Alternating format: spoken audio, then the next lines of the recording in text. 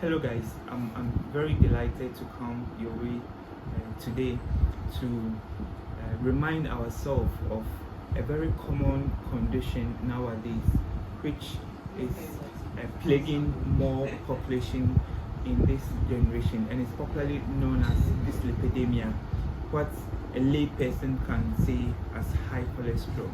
So when I say dyslipidemia, it is a condition which is characterized by an abnormal levels of cholesterol and triglyceride. So how is it diagnosed?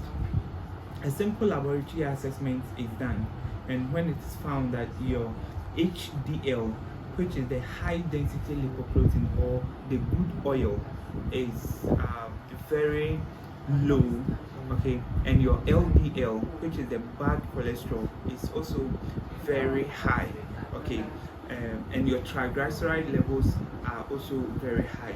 When the doctor sees this report, he may tend you be described as a person who has what dyslipidemia, or in other words have a bad cholesterol, or your cholesterol is very high. So what are some of the risk factors that can lead to this? It is very imperative to know that it's only one factor that we have less control over, and that risk factor is what is called the genetic factor. The genetic factor talks about the gene that triggers one cholesterol to be high runs through a family. So you could see that your grandmother had it, your mother had it, probably your father also has it. Okay, so it denotes that if you also don't take proper care of yourself, and if you don't take your nutrition education very serious, you also hit a particular age.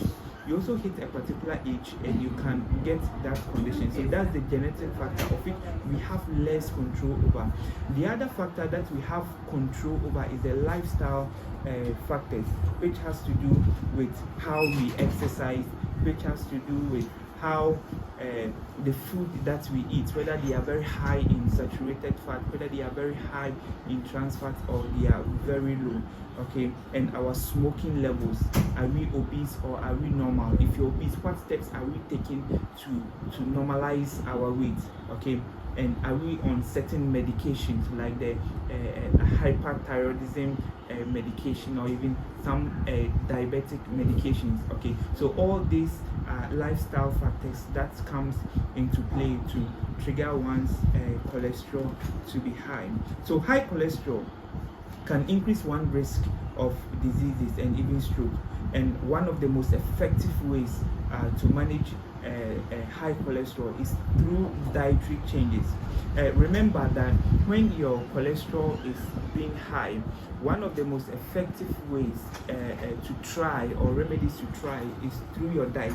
And when diet is not able to control, or when diet is very difficult to control your cholesterol levels, then we may employ the use of medication. So these steps I'm coming to give you are very basic steps that you need to do in order to bring the levels down, but you still need to consult your dietitian or nutritionist wherever you are for a specific and individual based dietary consult. Okay, so this is just a quick one to employ before you seek a nutritional consult. So one, we said reduce your intake of saturated and trans fats. When I say saturated fats are basically, in a layman's terms, okay, all the fats that we get from animal sources like chicken, like beef, and so on. You see that naturally they have an amount of oil within them.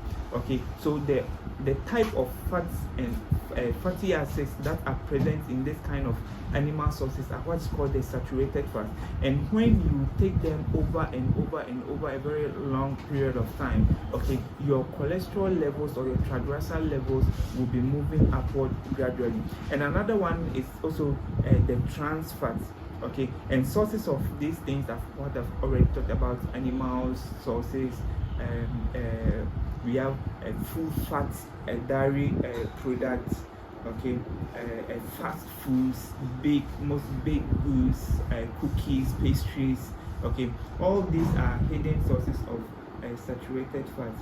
And also, one another, after you have identified these sources of saturated and trans fats in your diet and have taken it out, the another thing that you may do is to try to increase your intake of fruits and vegetables. When I say increase your fruit and vegetables, I'm not saying that relegate your carbs, relegate your protein, relegate your fat and oil to consuming fruits and vegetables only. No, that's not what I'm saying. But there are recommended amount of fruits and vegetables that you are supposed to take within a day. Okay, not to be sound general. Okay, kindly hit my comment section, okay, and let's have a discussion, and let me tell you your individualized amount that you are supposed to take. But in short, what I'm trying to say is try to incorporate vegetables in your diet, try to incorporate fruit in your diet. Okay, so the third thing that we are going to choose lean protein sources. Okay, when I say lean protein sources, that's they are protein sources with less or no fats at all. Okay, so before you eat your meat, try to grill it, try to smoke it, okay, so that enough of the oils can come out of that sources. Also, one strategy to employ is to take out the skin of most of the things that we eat, especially chicken. Okay, you can take off the skin and make sure you peel away all the visible fats that you see. Pork is also an example. Okay, the skin has a lot of fats accumulated, and that's what people usually enjoy. Okay, if you like pork, there are lean meats within it. Okay, so try and buy the meat part of the pork and don't dwell more on the skin. Okay, also increase your intake of whole grains. Okay, when I say whole grains, they are grains that are not refined. Do you get it? They are grains that are not refined. So example, we have our grains like the oats, we have the brown rice. Okay, but the very refined one, the perfume ones and the very white ones are all refined, and we must refrain from it, okay, or limit it. We also have to limit our intake of sugar and refined carbohydrates, as I said. Okay, we also have to, you can hit the comment sections and we will discuss more about some of these refined carbohydrates. Okay, you also have to choose heart healthy fats. Oh my god, if you are in Ghana, okay, try and get extra virgin coconut oil. Okay, extra virgin coconut oil, it will really help you to do a lot of good. Okay, but however, you can also get olive oil, extra virgin olive oil as an alternative. If financially you are challenged, then you can go for sunflower oil, you can go for a soya bean oil.